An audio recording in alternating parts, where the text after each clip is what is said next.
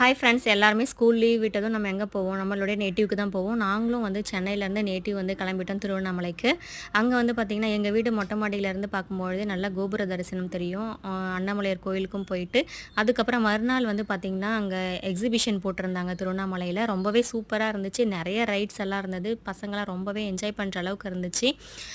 பசங்க மட்டும் கிடையாது, பெரியவங்களுக்கும் நிறைய ரைட்ஸ் இருந்துச்சு. அதுக்கப்புறம் ட்ரெயின் அது மாதிரிலாம் இருந்துச்சு. எல்லாமே வந்து நாங்கள் ட்ரை பண்ணோம்.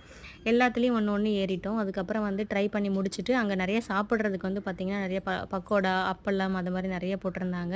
அதையுமே வந்து ட்ரை பண்ணிவிட்டேன். கொஞ்சம் எக்ஸ்பென்சிவ் தான், ஆனால் வந்து நல்லா டேஸ்டியாக இருந்துச்சு. இது மாதிரி வெளியில் சாப்பிடும்போது கொஞ்சம் நல்லாவும் இருக்கும்.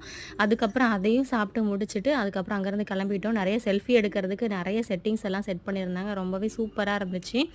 ரைடு எல்லாமே ஏறணும். நல்லா செம்ம ஜாலியாக இருந்துச்சு. கண்டிப்பாக திருவண்ணாமலை போனீங்கன்னா இந்த மாதிரி எக்ஸிபிஷன் போய் ட்ரை பண்ணி பாருங்கள். தேங்க்யூ.